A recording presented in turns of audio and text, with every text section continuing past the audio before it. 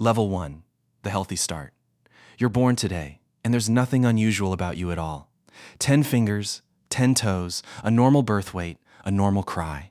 The doctors hand you to your mother and tell her everything looks completely fine, because at this exact moment, it is. Hidden inside nearly every cell in your body is a gene called LMNA, responsible for producing a protein that holds the nucleus of each cell together, like an internal scaffolding.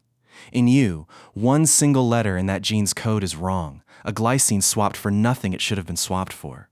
The mutation isn't inherited from either of your parents. It happened randomly, a fluke of cell division, the kind of typo that occurs in roughly 1 in 4 million births.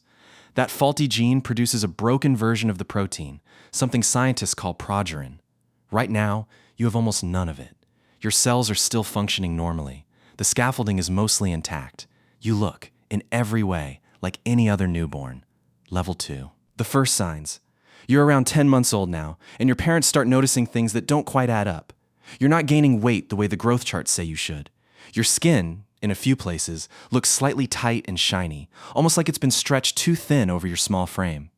By your first birthday, the signs are harder to ignore. Your growth has slowed dramatically. Your hair, including your eyelashes and eyebrows, is starting to thin out. A pediatrician who's never seen a case like this before sends you to a specialist.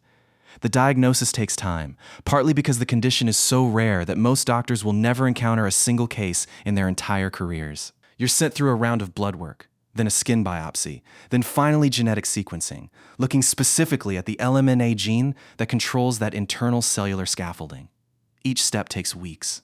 Your parents spend that time researching symptoms online late at night, finding forum posts from other families describing almost exactly what they're seeing in you, before any doctor has confirmed anything.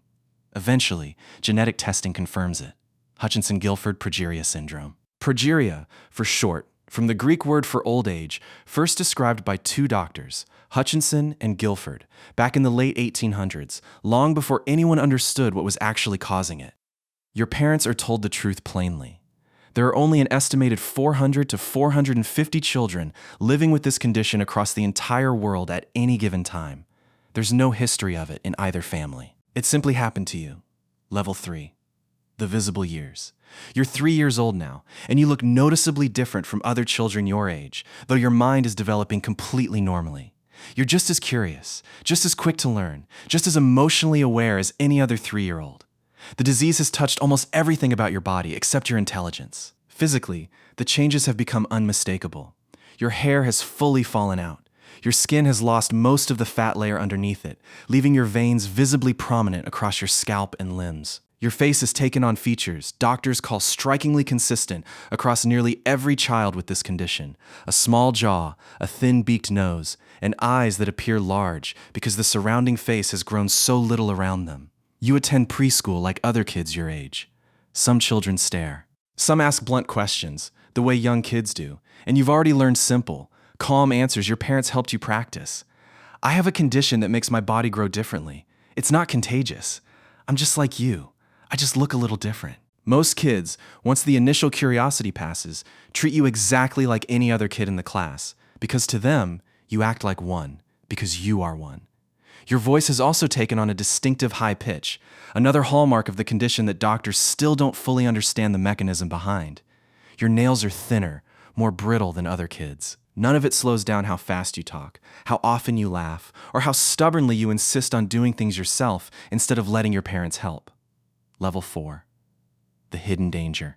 You're 7 years old now, and the part of this disease that actually threatens your life isn't anything visible at all. It's happening deep inside your arteries. The same broken progerin protein that's reshaping your skin and hair is also building up steadily in your blood vessels, particularly around your heart.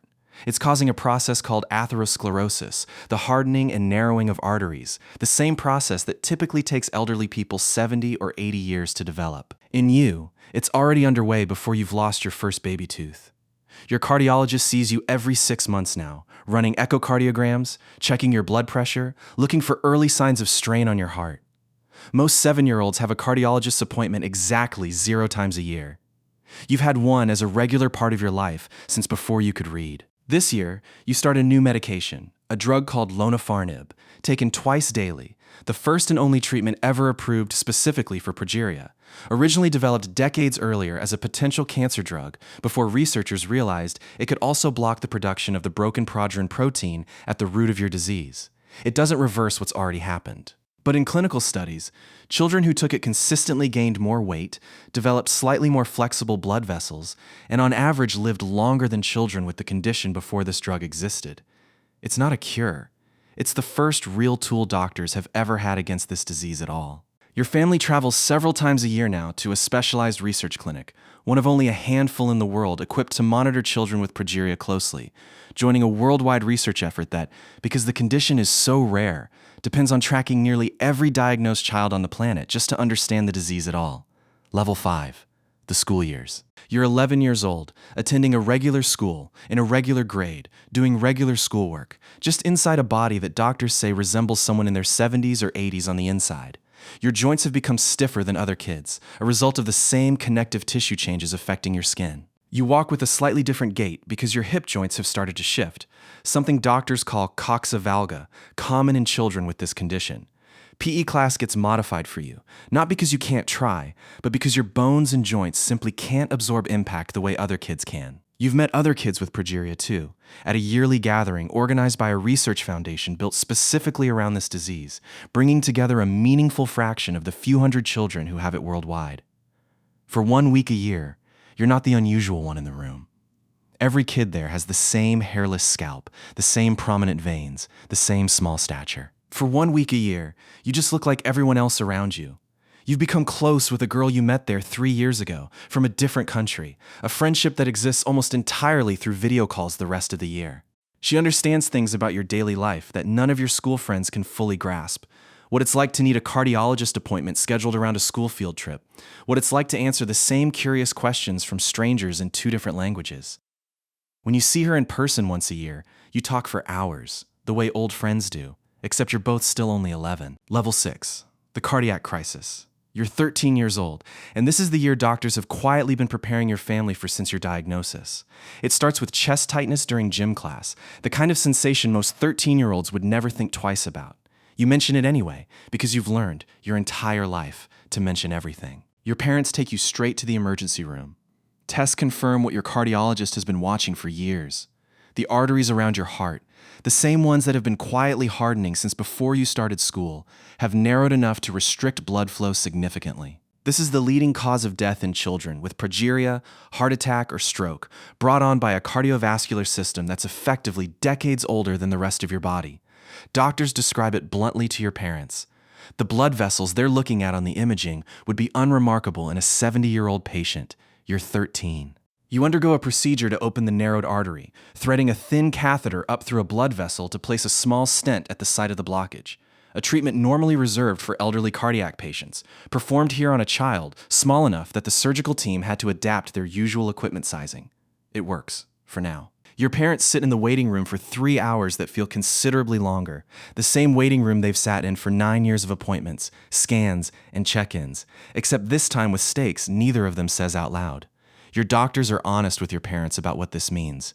Children with this condition, historically, live to an average age of around 14 and a half. With treatment like lonafarnib and careful cardiac monitoring, that number has crept up toward 20 in recent years. Progress, but not a cure. Level 7. The reflection. You're 16 years old now, older than the historical average for someone with your condition, a fact your medical team doesn't take for granted, and neither do you. People who meet you for the first time sometimes assume, because of how you look, that your mind must be different too. It isn't, and it never was. You've spent 16 years being exactly as sharp, as funny, as opinionated as anyone else your age, inside a body running on a much faster clock than everyone around you.